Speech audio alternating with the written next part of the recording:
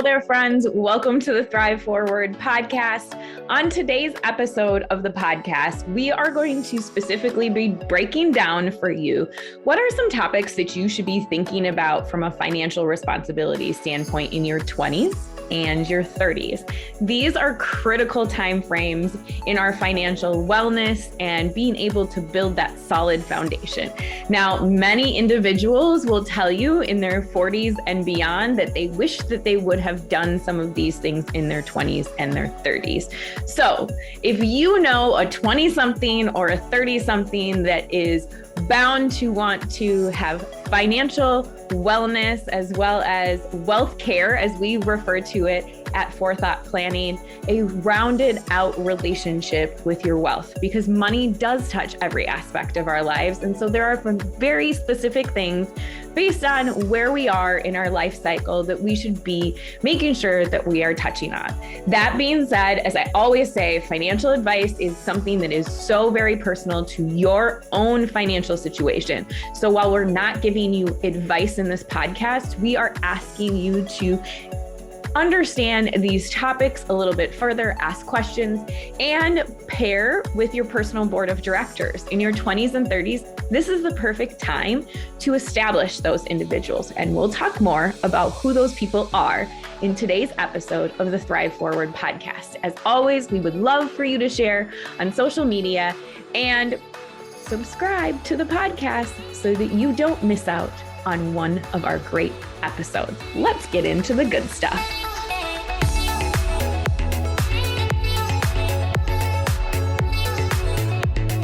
All right, friends, let's start with your 20s. Now, this is where we come into our adulthood. Of course, when you're 18, you're totally an adult.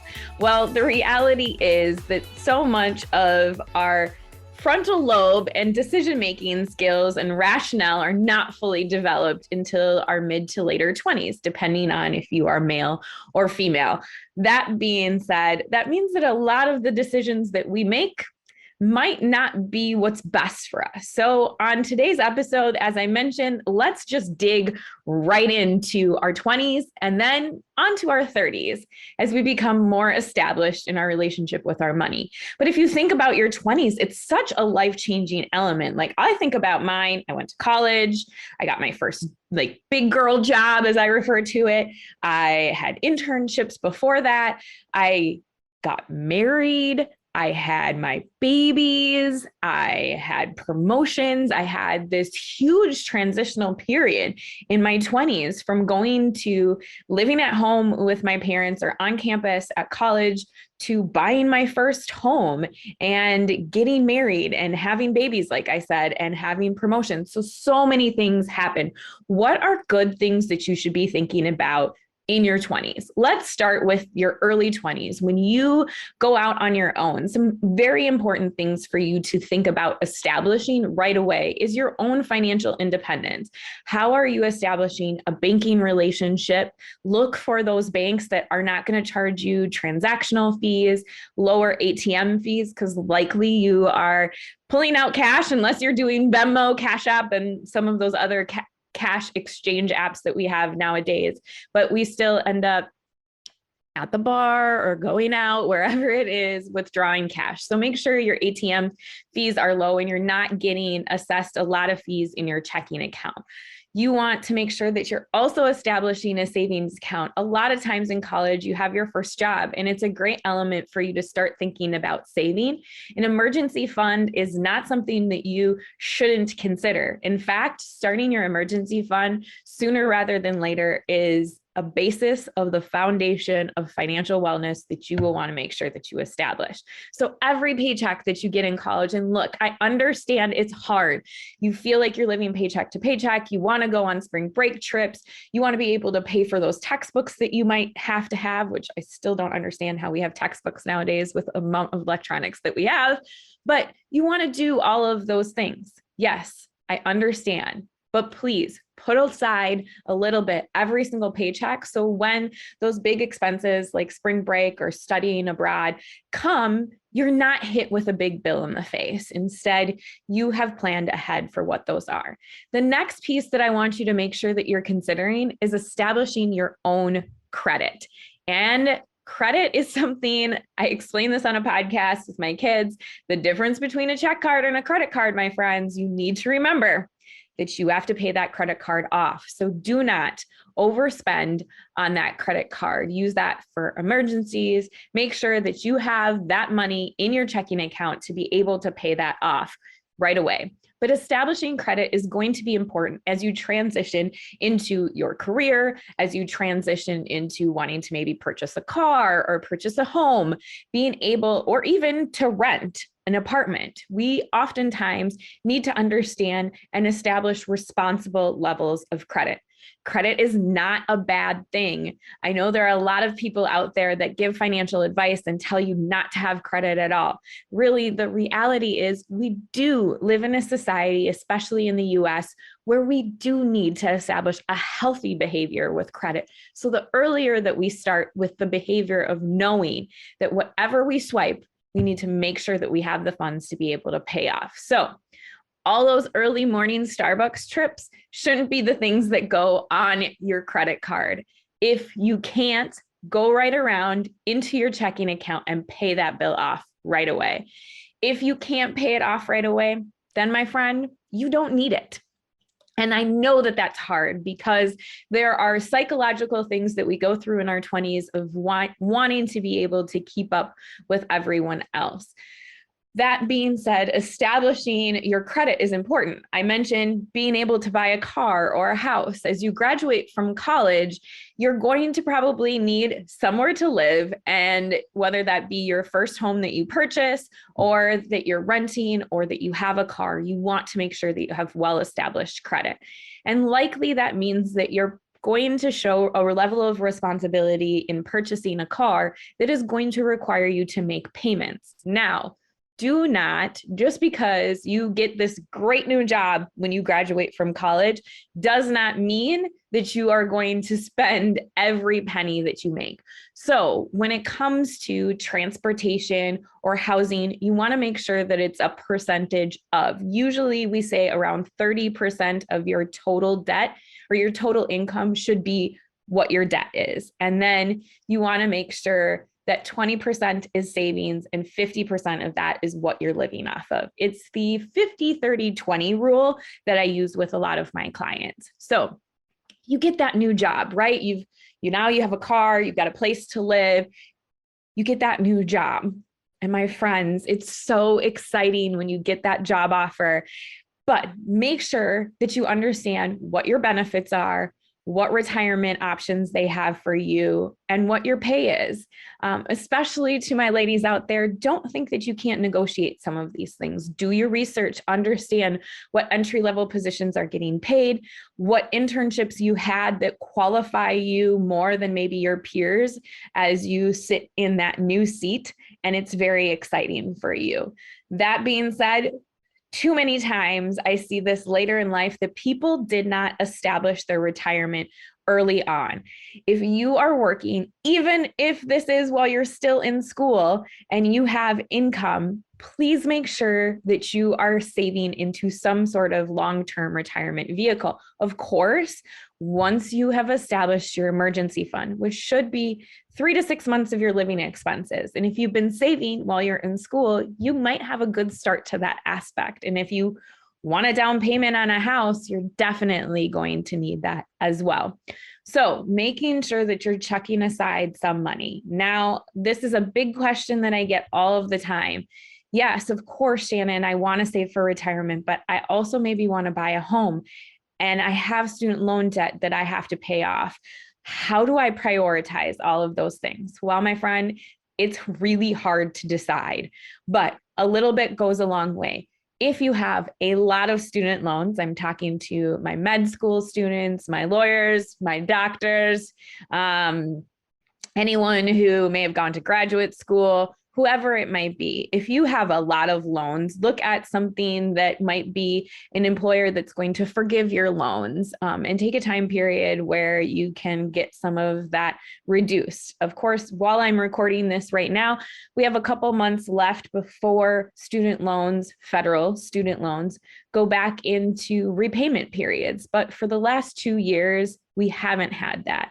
And so if you can get ahead of that, that's the best place for you to be. So tackling those student loans while also saving is a big piece, right?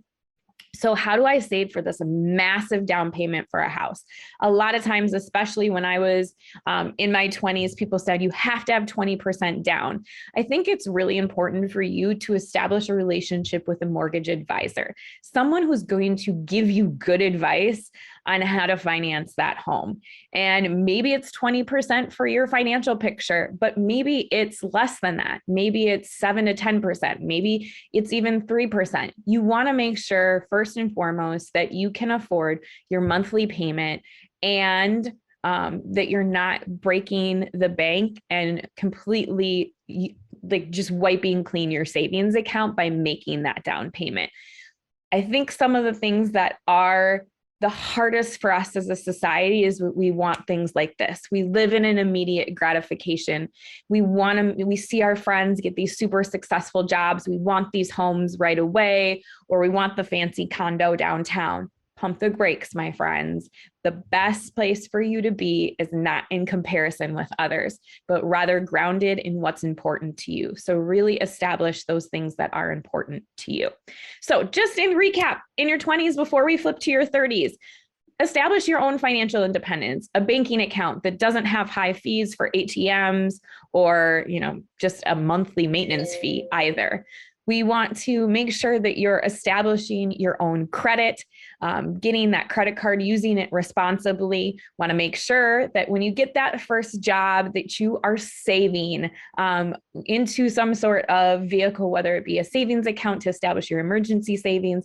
And then once you're there, establishing your retirement. The sooner you do this, the more ahead you are than your friends. And there is the rule of compounding interest. And if you start saving smaller when you are in your 20s, you won't have so much to make up for when you are more well established in your financial income and just life in general. Do it now so that you don't have to do it later in larger dollar amounts. And lastly, don't compare yourself to others. As you're getting out there looking at jobs and looking at cars and homes and condos or whatever it might be, make sure that you're really grounded in who you are. So you're not wiping out your savings account to get that new space or that new ride or whatever it might be. Be super grounded in who you are. And of course, along the way, understanding what your employer benefits are so that you can be ahead of that game, saving for retirement, understanding your healthcare benefits, understanding your wages as well. What elements of compensation do you have and what are available to you? And when is it appropriate for you to be able to ask for a raise as well? All right, now let's dive into our 30s as we have a greater conversation about our wealth. Okay, friends, now you're in your 30s, and maybe this for some people happened in your 20s too, but likely your family is starting to expand, or you've decided, you know what? No, I don't want kids. That's definitely two different paths that we can explore. But ultimately, we're going to try to touch on some things that apply to both.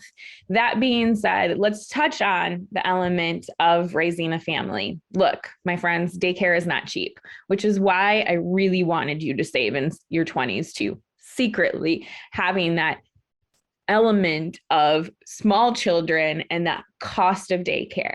It is crippling. It is as much, if not more, than a mortgage payment. My kids are now 7 and 8, so they are 17 months apart. And when I had them in daycare, because I had that's the option I had, was for them to go to daycare so that I could go back to work. They were both right back into daycare around 12 weeks old. We didn't have someone else to watch them for the first period of time, and not everybody does. We were very blessed that we could afford it, but it was not comfortable for us. We ended up paying more than our mortgage payment in daycare. I hate to say this, but our accountant one year had us the most expensive family at $2,800 a month. Now, that only lasted us a short period of time because we had 2 infants for a period of time, but we still had 2 kids in daycare, and it was a lot of money. And you take that and multiply it times 12. I'll let you do the math because it is a little painful for me.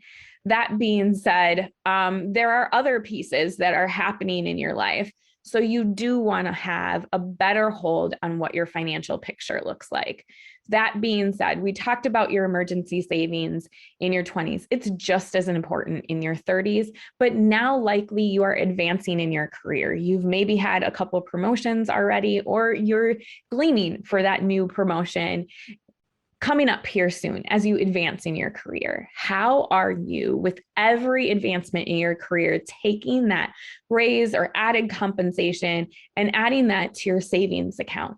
Like I said, 20% of your income should be going to savings. That being said, a bulk of that should be going to your long-term savings if you haven't established your short-term savings yet.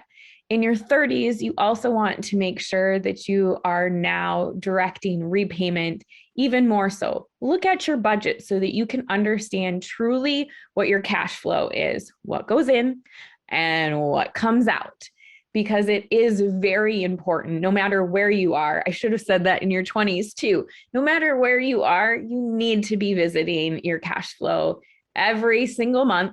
Yes, and sometimes in order to have a healthy relationship with your money, you should probably be looking at it every single week so that you can have an understanding of what am I spending and what am I earning?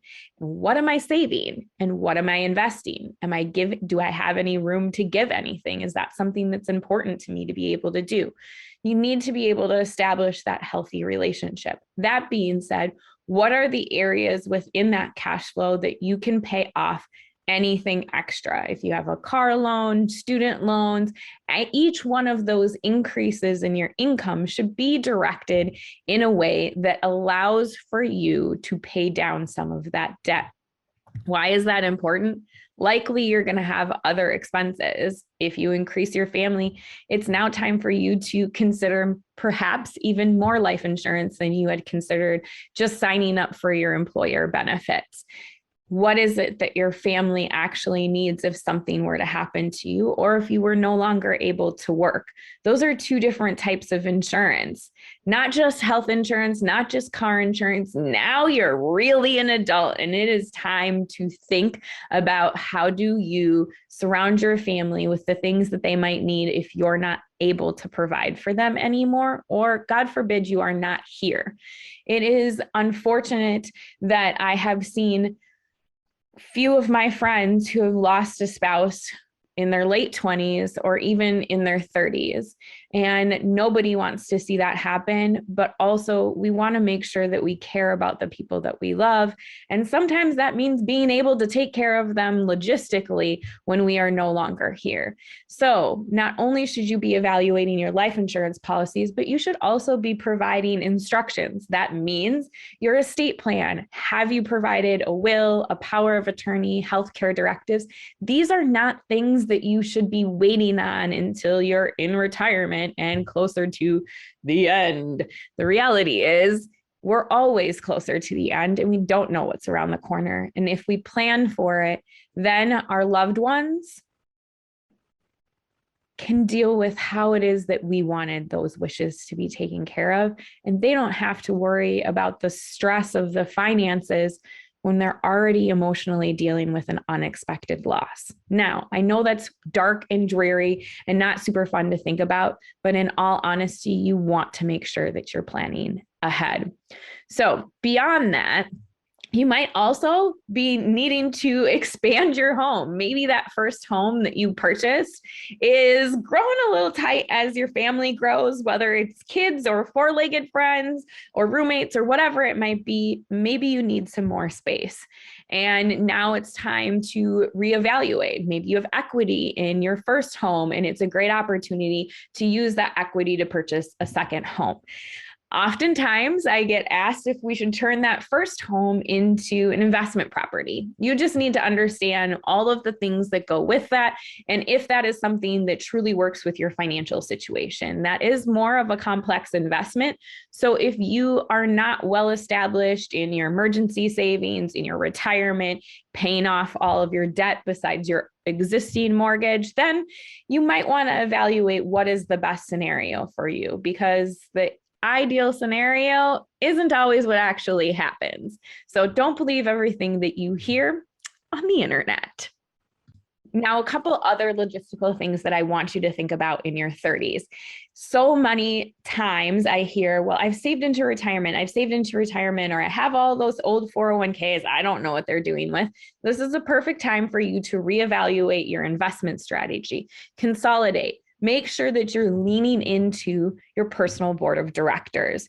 Oftentimes, I refer to these individuals as your financial advisor or planner, your accountant or CPA, your estate planning attorney. If you're a business owner, you should also have a business attorney, your life coach, your therapist. Those individuals are your personal board of directors. But your strategic personal board of directors are going to be a financial planner.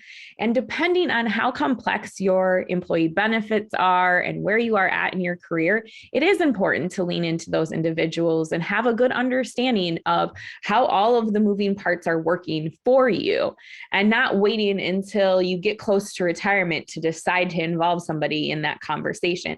Now is truly the time to make sure that you're saving into all of the right buckets. So when I said so many people are saving into retirement, oftentimes we only think the long-term investment vehicles that we can save into are our 401ks or a Roth IRA or a deductible IRA, because our tax person said that we could save in taxes. The reality is you can also save beyond your emergency funds into investment vehicles that might be earning you a little bit more than the pocket lint that your savings account is doing. So we often refer to that as 3 different buckets of savings, and we'll talk more about why those are so important as we go into our next episodes and focusing on as we grow in our age. But those 3 buckets, just high level: taxable, tax-free, and tax deferred.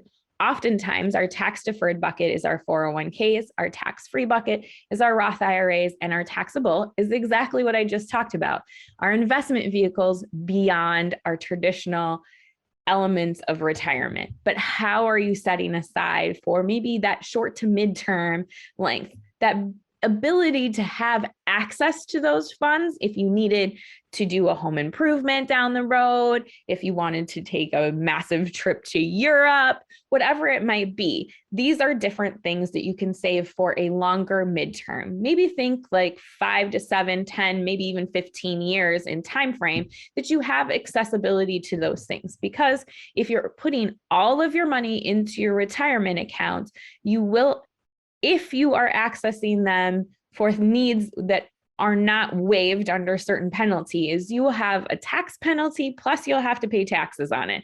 So it's not the best scenario to use your retirement accounts as an alternate savings account. You have other elements that you can do. All the while, from an investment strategy, making sure that you're revisiting the things that are important to you. What's your risk appetite and how are you investing? What are the fees that you are paying? Making sure that you're having those questions to the individuals that are advising you. That being said, so many individuals still want to do it themselves, which is totally fine. In fact, I have an entire episode from January of this year where I give you some pieces to consider if you are planning on doing this yourself without involving a personal board of directors. But if this isn't your jam, then lean in, my friend. There are a lot of great financial planners out there that are willing to help you. So, in recap, in your 30s, you are transitioning into these other elements in your career, making sure that you're revisiting it over and over every single time you have those promotions. Where is that money getting allocated to? Are you paying down your debts that are not your mortgage? Are you saving for expanding on that family? Making sure that you're not, again, getting caught up in everything that everybody else has that maybe you don't quite have yet.